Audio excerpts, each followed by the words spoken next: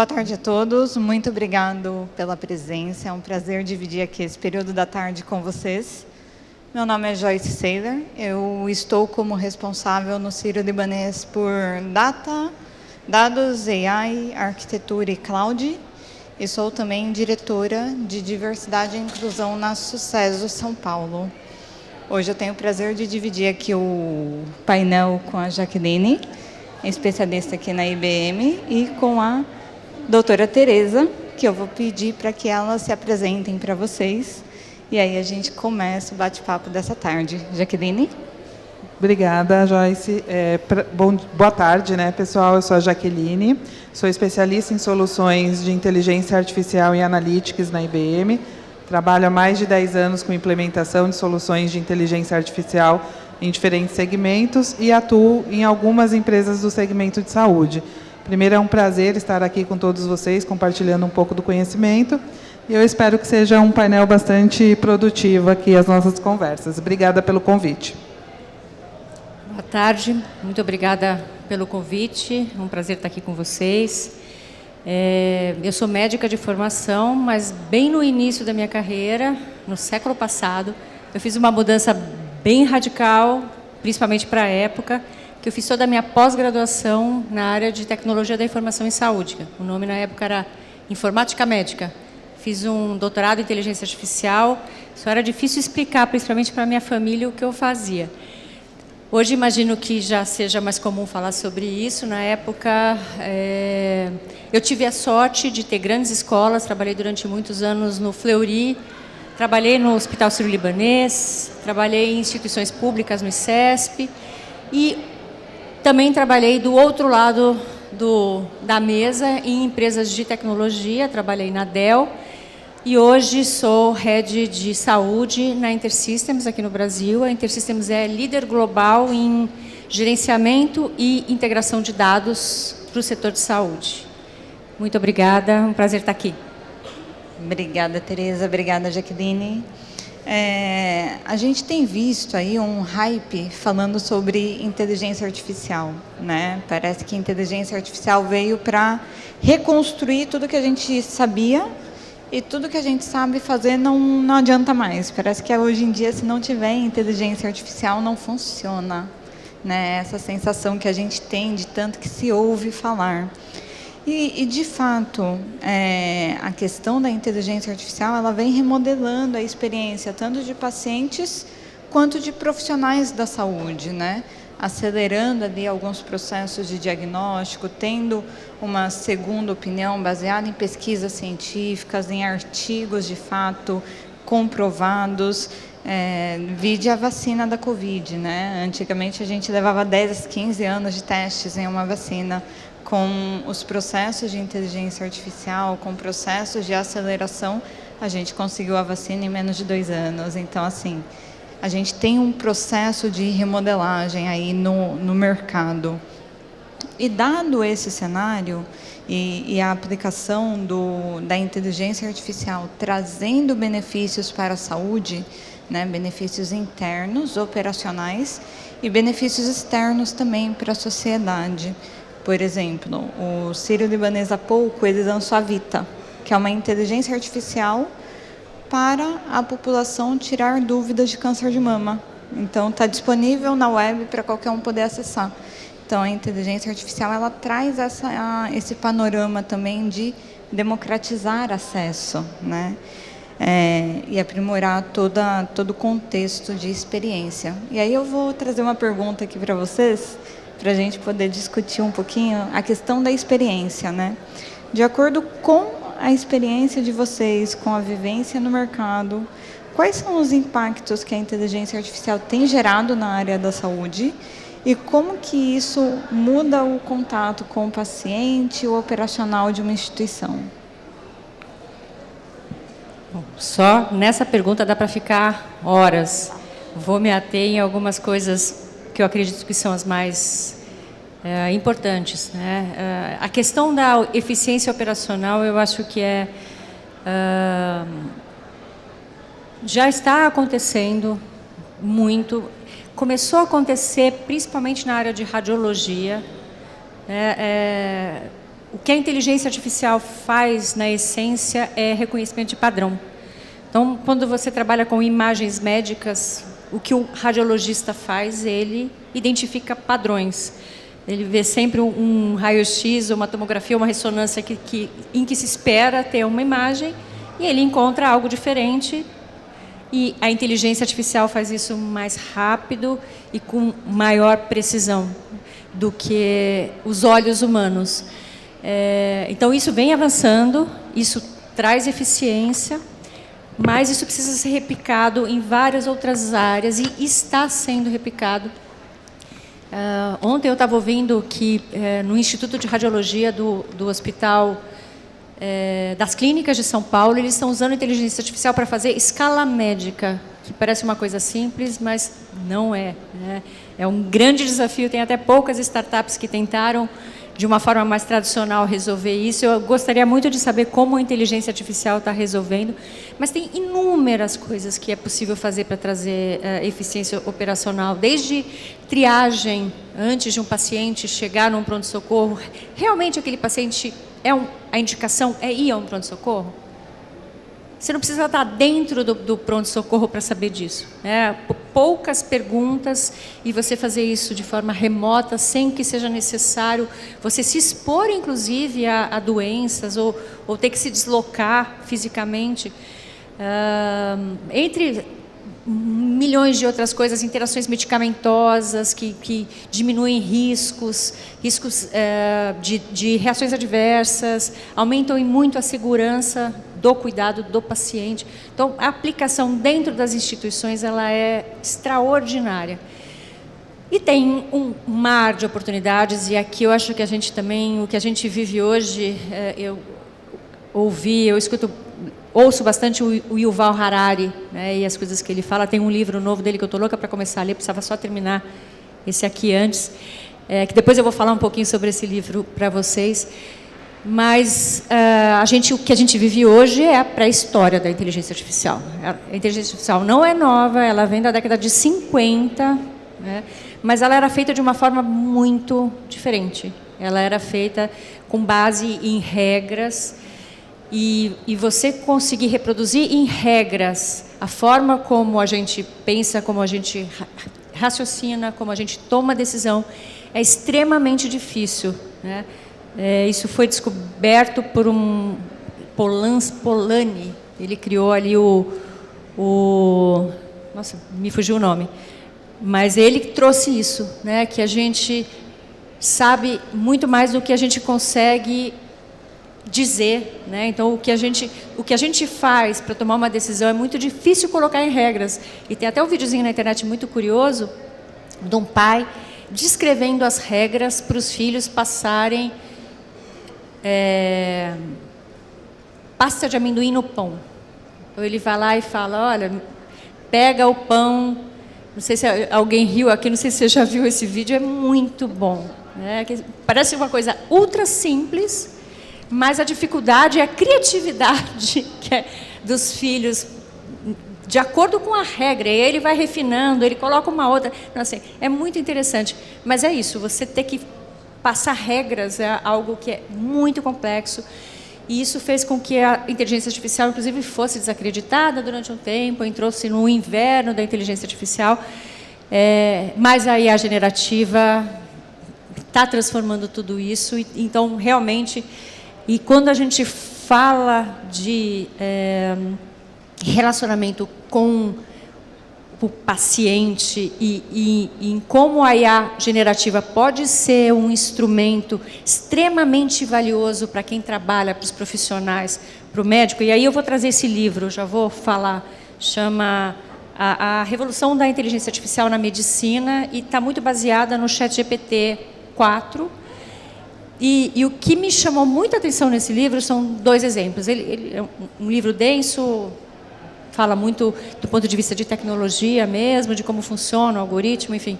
Mas ele traz dois exemplos, um bem no início do livro e o outro no encerramento do livro. No início do livro, é uma residente passando plantão. Ela chega num primeiro leito de uma UTI e o paciente está chocando. E ela nossa, não sei mais o que fazer. Né? Pega o celular, o paciente, nome tal, idade tal, com esse problema e fazendo uso de tal medicação, pressão arterial X, frequência cardíaca Y, e assim, já demos esses medicamentos, eu já não sei mais o que fazer. Aí a inteligência artificial responde para ela, olha, em 4 casos no mundo de pacientes em condições semelhantes que tiveram sintomas muito parecidos, foi feito tal procedimento e essas pessoas ficaram bem. Né? Ela imediatamente acionou a farmácia, acionou o time de enfermagem para fazer exatamente, o paciente ficou bem, maravilha, próximo paciente. Então, e no final, né, o que eles apresentam como case é uma senhora de 90 anos que mora sozinha, ela acorda de manhã e a inteligência artificial, vendo que ela acordou, tudo bem, como você está, Dora? Você dormiu bem? Ela falou, dormi bem, mas eu estou com um pouquinho de incômodo nas pernas. Deixa eu dar uma olhadinha nas suas pernas? A Frida é a inteligência artificial. Posso dar uma olhadinha nas suas pernas? A Frida, a Dora pega o celular e mostra a imagem das pernas. A Frida fala, tá realmente um pouco inchado, mas é pouca coisa. Eu já sei que, pelo histórico da sua saúde, eu já sei que você pode aumentar um pouquinho a sua dose do Lasix agora de manhã. Mas, de qualquer jeito, eu já posso marcar uma consulta com o doutor XPTO, porque existe uma droga nova que talvez seja uma boa opção no seu caso. Ela fala, pode marcar, a Frida já sabe da agenda da Dora, já entra em contato com o médico, já passa essas informações e já agenda a consulta. Se descuidar, já vai chamar o carro autônomo para buscar a Dora no dia da consulta. Então, sim, realmente, eu acho que o que a gente vai viver nos próximos anos é muito transformador. E com seus desafios. Ninguém acha que isso aqui vai ser simples, mas a gente vai falar mais sobre isso adiante. Deixa eu parar de monopolizar o palco. Não, acho que você trouxe pontos bastante relevantes, né? Eu costumo falar que, primeira coisa, experiência é tudo. E todos nós, né, seres humanos, a gente sempre quer ter uma melhor experiência com relação à última que nós tivemos. E quando a gente olha, né, a forma como a inteligência artificial ela pode transformar o nosso dia a dia enquanto seres humanos, isso também se eleva na forma como a gente se relaciona com as empresas, né, que no caso aqui podem ser hospitais, podem ser clínicas médicas, ambulatórios, enfim, uma variedade dessa relação. E essa relação, obviamente, ela mudou muito com a pandemia e com o advento do boom da IA generativa. Né, a gente viveu aí, acho que 2 marcos digitais que transformaram completamente, primeiro, a forma como a gente se relaciona com a saúde, porque a pandemia nos mostrou que, em muitos casos, nós não estávamos preparados para lidar com o volume de acesso. Então, né, todo mundo aqui vai se lembrar que, na época da pandemia, as farmácias estavam enlouquecidas, porque as pessoas começaram a ir fazer os exames na própria farmácia, como uma extensão dos hospitais que estavam sobrecarregados. E isso tudo, né, quando a gente olha, se não fosse a automação e a inteligência artificial, talvez a gente não conseguisse agir tão rápido em alguns casos. Então, para vocês terem uma ideia, a IBM, né, na época da pandemia, a gente trabalhou com uma empresa farmacêutica global, onde a gente conseguiu criar um assistente virtual que informasse as pessoas a respeito da doença, que era algo totalmente desconhecido, mas que também pudesse fazer o que você falou, né, automatizar processos e falar assim, deixa eu agendar o seu exame numa farmácia mais próxima de você, e por aí vai. E quando a gente olha, né, para a questão da IA generativa, que há 2 anos, né, com o ChatGPT vem transformando tudo, e não tem como voltar atrás, né? Um rápido exemplo, esses dias eu estava no carro com meu pai, levando ele para uma consulta médica, o telefone dele tocou, e aí ele falou, não vou atender porque é a inteligência artificial. Né? E eu falei, pai, você vai atender sim, porque eu trabalho com inteligência artificial e eles estão aí para ajudar o nosso dia a dia. Mas o ponto é, isso está no dia a dia de todo mundo, né? Todo mundo aqui já experimentou inteligência artificial. Mas quando a gente olha, né, para o ambiente da saúde, para um ambiente corporativo, né, a gente tem que ter, sim, algumas preocupações, porque, primeiro, a gente está lidando com dado extremamente sensível, né, que é dado pessoal, é dado de paciente, que tem uma criticidade muito, muito séria. Então, você vai construir qualquer tipo de aplicação que tenha inteligência artificial, que vai melhorar a experiência do seu paciente, você não vai deixar isso num modelo, né, de LLM, como todo mundo fala agora, né, que são modelos de inteligência artificial que são treinados com bilhões de parâmetros de dados e dados que podem vir da internet, aberto, né, de forma desgovernada. Então, eu acho que quando a gente olha, né, como a gente transforma a experiência do paciente, isso também tem que estar muito atrelado à governança, né, como que eu disponibilizo uma solução que, sim, né, eu vou interagir com o meu paciente, né, eu vou conversar com ele, eu vou dar respostas para ele, mas, mais do que isso, também eu vou facilitar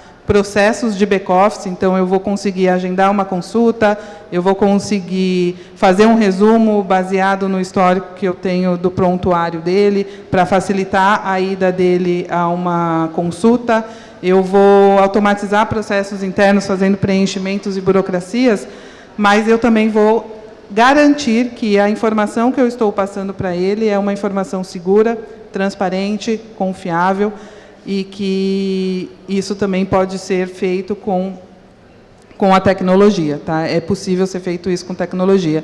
Então, assim, né, resumindo, né, que é uma das capacidades da inteligência artificial de resumir, como nós, seres humanos, eu diria que a inteligência artificial é um caminho sem volta, ela já faz parte do nosso dia a dia e ela vem contribuir bastante para que a gente tenha experiências excepcionais, né? Que a gente, como paciente, né, como usuários de serviços médicos, a gente consiga ter a informação na palma da mão de uma forma rápida e simples, né?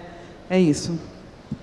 Ótimo, ótimos insights e linhas de pensamento aqui para a gente sair com um pensamento de o que eu faço agora, né?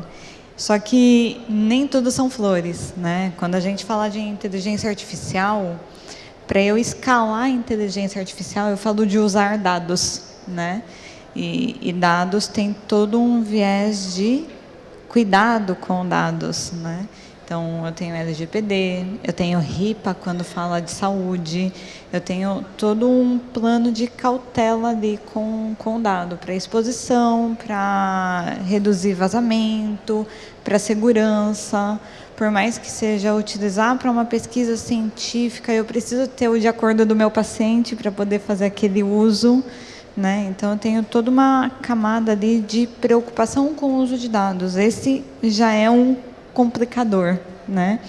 E aí, um outro ponto que a gente tem é a questão da ética, da cultura e da ética, né?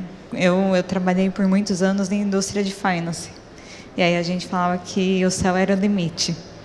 Quando eu cheguei na saúde, eu descobri que a ética é o limite, né? Não é o céu. A tecnologia até permite fazer, mas você não pode, você tem uma ética toda ali por trás.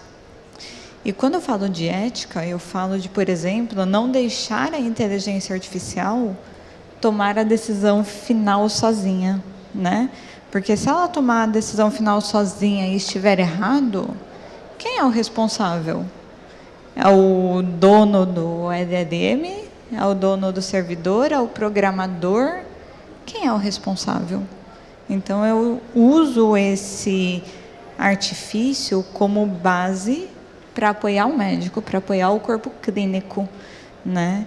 Dado esse contexto, quais são os desafios que vocês enxergam aí a curto prazo para escalar a inteligência artificial na saúde? O que não falta são desafios, né? Começar por uma cultura que não é uma cultura digital, diferentemente dos bancos, né? Então, existe uma resistência natural até, né? Existem desafios do ponto de vista de tecnologia, de investimento em tecnologia, que, de certa forma, também é decorrente dessa falta de cultura digital. Então, esses são mais difíceis até de falar como, né, transpor, mas tem desafios que eu acho que são críticos e que estão sendo endereçados de alguma forma, que vem talvez não da melhor forma, não. É da única forma que eu acho que dá para vir, que é por meio de regulamentação. Mas a gente nunca gosta de falar sobre regulamentação. Mas é extremamente importante por conta dessas características.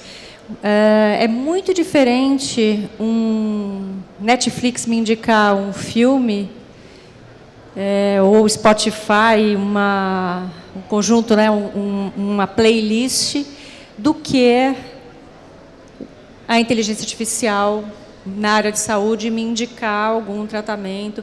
Não pode ter alucinação, né, quando a gente está falando de saúde, e nem chute, erro.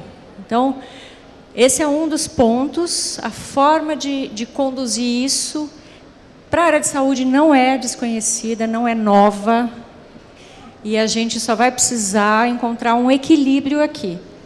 Por que eu falo que ela não é desconhecida nem é nova? Porque a indústria farmacêutica trabalha dessa forma, bastante regulamentada há muitos anos. Qualquer novo medicamento, a gente teve isso muito próximo da gente durante a pandemia, inclusive. Tudo isso precisa passar por diversas fases, precisa ser testado, precisa ser sempre avaliado, risco, né, custo-benefício, e principalmente quando isso tem um impacto direto no paciente, a gente vai precisar adotar coisas dessa forma. Quando tem um médico que assume a frente pela tomada de decisão, isso acaba ficando um pouco menos rigoroso. E quando a gente está falando também de processos administrativos, também talvez a criticidade seja um pouco menor. E aqui a gente tem que sempre avaliar porque a regulamentação ela não pode também coibir a inovação. A gente não pode deixar de aproveitar todos esses benefícios que a gente enxerga que poderão existir, que a gente, ainda hoje, apesar dessas várias sugestões, assim, realmente eu não sei o que vai acontecer ano que vem. É muito novo, está acontecendo muito rápido, e nós não podemos deixar de aproveitar o benefício de tudo isso para a área de saúde. Por outro lado, tem toda essa questão dos impactos, né? O impacto realmente é bem diferente, e também tem toda uma questão de ética. Quem pode ter acesso a esses dados, com qual objetivo? Existe uma preocupação muito grande que planos de saúde ou empresas passem a tomar decisões com base nesses dados. Então, existe todo um cuidado que precisa ser discutido e tomado em relação a essa troca de dados, que é LGPD, rege, como a Jéssica, nossa, me deu um branco, Jaqueline, desculpa, como a Jaqueline falou, a tecnologia não é um problema, você consegue buscar o consentimento das pessoas, mas tem um trabalho de educação, de conscientização, que também é fundamental. A gente sempre fala de tecnologia, de processos e de pessoas. Eu divido essa discussão da ética em dois momentos, né? O primeiro momento, acho que eu concordo com você, Tereza, porque é a questão da regulamentação, né? E não só a área da saúde como um todo é regulamentada, como a tecnologia também vem passando por um momento de regulamentação, né? Então, se a gente olhar, né, a Lei de Proteção a Dados, ela já vem para garantir que as pessoas têm uma certa governança em relação a qualquer tipo de informação que trafega numa empresa e com quem ela compartilha essa informação, sendo ela um dado pessoal. E agora a gente também discute uma lei que fala sobre como gerenciar os modelos de inteligência artificial, porque esses modelos todos os dias vão surgir novos, não temos como fugir disso, né? Acho que a gente abre os sites todos os dias, as nossas fontes de conteúdo, e tem lá, o fornecedor A lançou um modelo tal, o fornecedor B, e esses modelos eles vão coexistir o tempo todo, né? O que a gente defende bastante, a IBM é uma empresa de mais de 100 anos, e o princípio fundamental da empresa é a questão da ética. A gente olhou para esse mundo, né, da inteligência artificial e falou como que, além de prover tecnologia e fazer com que empresas, startups, enfim, desenvolvam soluções que consumam esse tipo de modelo, mas como eu aplico uma governança em cima disso para garantir, primeiro ponto é a ética, porque eu tenho uma responsabilidade em relação ao risco que isso pode trazer para dentro da minha empresa. Então, um vazamento de dados, né, para uma empresa do segmento de saúde é algo muito sério que pode prejudicar, e isso pode ter impactos financeiros gravíssimos, né? Então, como que a gente mitiga todos esses riscos? O segundo ponto é a questão da explicabilidade. Então, se eu estou colocando a inteligência artificial para ajudar um profissional, por exemplo, ele pode ajudar um médico na tomada de decisão, ele pode ajudar um enfermeiro na busca de informações de fax, manuais e uma série de coisas, mas se ele tomar uma decisão que ajude um ser humano a executar uma atividade, como que eu explico o porquê que ele tomou essa decisão? Né? E a gente faz um comparativo, né, na indústria financeira, por exemplo, por que eu concedi um crédito para a Jaqueline e não concedi um crédito para a Tereza? Né? Isso precisa ser explicado, precisa ser documentado, e cada vez mais vai ser uma responsabilidade, não só da área de tecnologia, das empresas, mas também das áreas de riscos e de exposição da marca, né? Então, explicabilidade é fundamental. Um outro ponto é a questão do viés, porque modelos de inteligência artificial, por si só, eles vão ter vieses, né? Não tem como dizer que não. Eles são modelos que podem ter, sim, vieses, né? Mas como que a gente controla isso? Primeiro, escolhendo qual é o melhor tipo de modelo para eu usar no meu caso de uso. Então, se eu quero dar para o meu paciente informações sobre uma rede credenciada que eu tenho, o risco de eu passar uma informação, o hospital é na rua tal e não é na rua tal, é muito menor do que eu dizer para ele assim, sei lá, a probabilidade da sua doença é tal, né? Então, as informações elas têm pesos e medidas diferentes quando eu estou construindo uma solução pensando na experiência do usuário. Então, eu tenho que me preocupar com isso e medir esses vieses. Então, o que a gente comenta bastante é como eu trabalho com a tecnologia, porque ela está aí e facilita o nosso dia a dia, empodera o ser humano, tanto o paciente como os profissionais da saúde, mas também como eu tenho uma plataforma que consiga me ajudar a governar esses diferentes casos de uso que vão cada vez mais estar espalhados nas empresas, né? Seja em áreas de back-office, seja nas áreas de front office, né? Que é de frente com o paciente, interagindo ali com o paciente. Então, os momentos que eu divido regulamentação, né? Que no Brasil isso está se tornando cada vez mais sério também, e depois olhando do ponto de vista de gerenciamento de toda esses modelos que vão permear as nossas vidas. Ou seja, se a gente parar para pensar, a gente está falando do governo entrar fortemente para regulamentar esse setor. Saúde é regulamentada, mas inteligência artificial ainda não.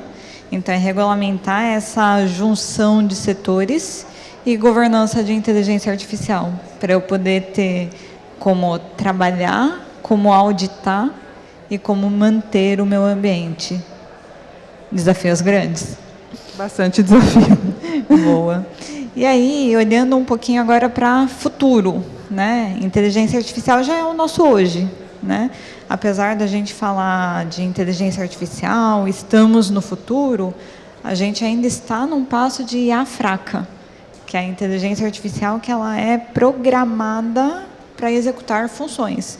Mesmo quando a gente fala de AI Engines, quando a gente fala de LLM, a gente ainda está naquele modelo, no formato de e a fraca? Qual que vai ser a grande evolução? A computação tem evoluído, a gente já fala de computadores quânticos, então é a partir do momento que a inteligência artificial for capaz de gerar sinapses neurais tais como o nosso cérebro. Aí sim a gente vai ter a tal da superinteligência e tomada de decisões autônomas e tudo mais. Olhando para esse futuro, e juntamente com o que a gente já tem hoje em dia de IoT, de smartwatches, de um mundo mais conectado, como que vocês veem o futuro da saúde e quais os benefícios que isso vai trazer, não só para o hospital, mas para o paciente, para a população, para a sustentabilidade desse mercado que a gente sabe que está inflado, né? É um mercado que, quando eu olho a saúde pública, eu tenho fila de anos para exame, né? Na saúde privada é um pouco melhor, mas na saúde pública a gente tem um modelo ali muito complexo. Quais benefícios vocês veem para o futuro? Quando eu penso em tecnologia, automação, inteligência artificial, o que eu enxergo é, em 2 palavras, personalização em escala. Então, é você conseguir escalar o cuidado. Hoje, o cuidado ele é feito 1 para 1. Mesmo quando a gente fala de telemedicina, que foi um super avanço, né, acho que talvez tenha sido a única coisa boa que sobrou da pandemia, nem o home office tem mais. Ainda é um médico para um paciente, né? E o que a personalização em escala, o que a tecnologia com a automação permite, que é a historinha que eu contei aqui, é realmente você conseguir, incorporando o conhecimento médico, né, de alguma forma, e isso cada vez vai ser mais fácil de atingir, quando a gente fala de computação quântica. O que vai ser possível fazer é atender um número muito maior de pessoas ao mesmo tempo, né? Realmente, a Frida, ela não está atendendo só a Dora, ela está atendendo potencialmente milhões de idosos, né? E olhando a Dora de uma maneira completamente personalizada. Ela sabe as doenças que a Dora tem, os remédios que a Dora toma, ela sabe quem é o médico dela, e ela sabe a agenda, quer dizer... Então, quanto tempo vai demorar para a gente chegar nisso? A gente vai ter que superar muitos desafios, vamos precisar validar, né? A questão da validação ela é extremamente importante para tudo o que for feito aqui, e, de novo, testes. Isso não é novo para nós, na área de saúde, mas esse é o grande potencial. E aí o que eu vejo, né, como um grande desafio que a gente tem no setor de saúde, em particular, é a questão de colaboração. A gente não consegue trocar dado, a gente não consegue... E a base para que tudo isso ocorra é dados. Se a gente não tiver dados, se eu não puder, Tereza, ter os dados da minha saúde, que eu possa, inclusive, se eu estou viajando no exterior, ter os dados da minha jornada. Eu não quero... Espera aí só um minutinho, eu estou num pronto-socorro. Deixa eu ver os exames que eu fiz no Fleury, deixa eu ver os exames que eu fiz no Einstein, deixa eu dar uma olhadinha na vacina que eu tomei aqui no aplicativo do meu SUS digital. É tão pouco que falta para isso, do ponto de vista de tecnologia, né? O desafio que a gente tem aqui é muito mais de olhar o sistema de saúde como um setor e não como a instituição em que eu sou o líder, e olhar que o benefício de integrar dados, de interoperar dados, de permitir com que os dados da jornada do paciente estejam, de alguma forma, integrados e disponíveis, inclusive para o paciente, vai beneficiar todo mundo, vai beneficiar o setor e vai exigir um investimento inicial, mas que vai trazer benefícios no longo prazo para todo mundo. E a gente precisa abrir mão dessa visão. individual e de curto prazo. Enquanto isso não ocorrer, a gente vai continuar com essa crise que a gente vive hoje no setor saúde. Com relação ao futuro, né? Eu tenho uma visão muito otimista da tecnologia, então eu acho que a inteligência artificial, né, eu já falei aqui, ela vai fazer parte cada vez mais da nossa vida, da nossa rotina, e isso muda tudo. Olhando para o futuro, obviamente tem esses desafios, né, de quem é o dono do dado, né, porque hoje o setor público não consegue trocar informação com o setor privado, né, tem restrições, então chegar nesse nível de personalização, né, da Jaqueline e qual é a relação dela com a saúde em qualquer nem âmbito. O privado com o privado. Nem o privado com o privado, né? Porque inclusive quando a gente olha empresas que têm o plano de saúde e o hospital, a gente já vê que muitas vezes poderia ter uma troca mais acessível de informação em que não tem. Então, essa personalização é um grande desafio, é uma etapa que ainda tem muita discussão, mas eu acho que coisas positivas, né? Se a gente olha o plano do governo para a inteligência artificial, que foi lançado recentemente, ele cita aqui experiência do paciente e personalização desse paciente para o setor público é algo que está na agenda. Então, o fato disso estar na agenda também traz perspectivas de que a gente vai conseguir, de alguma maneira, escalar a saúde, diminuir as filas, né, dos hospitais, dar mais acesso à informação, porque tem casos que, de fato, eu tenho uma gravidade maior e eu preciso atender aquele paciente com mais celeridade, né? Uma vez eu estava discutindo um projeto com uma empresa que faz a gestão das filas de doação de coração. E é um processo extremamente complexo em relação às regras de decisão, né? Porque não é simplesmente assim, eu vou doar o órgão para o próximo da fila, porque depende de uma série de características daquela pessoa que tem o coração. Então, assim, eu não sou médica, não trabalho especificamente na área da saúde, mas entendo que tem muitas regras e restrições ali para se tomar uma decisão. Então, a tecnologia, ela também nos ajuda a entender que, será que esse coração vai ter maior compatibilidade com o paciente Y por essas e essas e essas e essas características, que hoje é uma análise muito feita por humano, né? Médicos ali olhando, conversando entre eles e tomando a decisão de para onde vai um coração.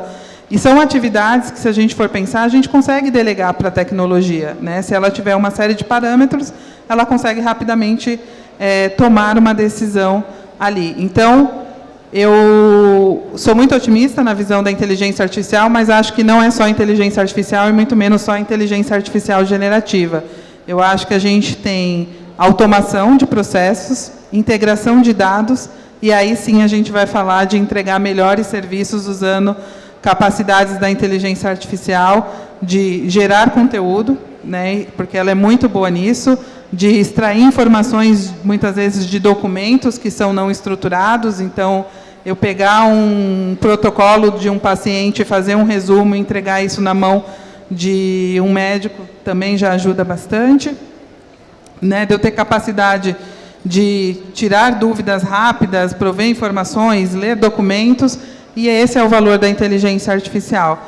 Então, olhando o futuro, como que a tecnologia ela vai ser só um meio, né? Tem muitas coisas para serem discutidas antes, mas acho que, de certa forma, a gente está num momento bom, em que não se fala de outra coisa, a não ser inteligência artificial, então isso está na pauta, e, de certa forma, todo mundo quer inovar.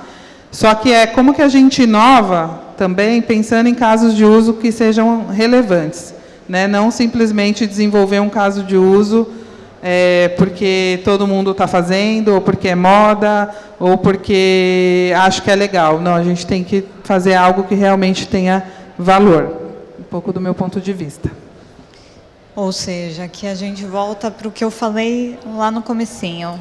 Escalar inteligência artificial é uma das complexidades que a gente tem. E essa complexidade ela vem se dando por conta de dados, ter acesso a dados. Quando a gente olha o mercado de saúde aqui no Brasil, eu não tenho um ambiente interoperável ainda. Mas se a gente pegar, por exemplo, novamente vou pegar a Covid aqui, vacinação da Covid, independente de onde você tomava, ia para o app do Meu SUS Digital. Exames de Covid, se você fez na rede pública ou privada, também está integrado. Ou seja, já existe um caminho de integração para interoperar dados, né? Quando a gente fala de interoperabilidade de dados de saúde, já é realidade em alguns lugares no mundo, né? O Reino Unido já tem o seu sistema interoperável. Então, é esse caminho que a gente vê também que o Brasil vem andando, vem navegando. O Ministério da Saúde já tem feito avanços aí na integração, né, na disponibilização de plataformas para as redes privadas e filantrópicas integrarem com os sistemas deles. Então, a gente vê aí um caminho para um Open Health. E o ponto que a gente traz aqui de cuidado é qual o nível de atenção e ética teremos ao utilizar esses dados. Por isso, se faz necessário também, como a Teresa colocou, a questão das regulamentações do uso de IA para dados. Pessoal, recebi uma plaquinha de fim ali, acabou o nosso tempo. Teríamos aqui assunto para ficar até amanhã, né? Se a gente for aprofundar em cada item aqui, temos assunto para ficarmos horas. Espero que tenha sido produtivo, espero que vocês saiam daqui com insights. Eu me coloco particularmente à disposição para bater um papo. Se não der para ser hoje, me adicionem no LinkedIn, a gente vai se falando. Fiquem bem, aproveitem o evento. Obrigada, Teresa. Obrigada, Jaque. Obrigada, Joyce. Muito obrigada, Joyce.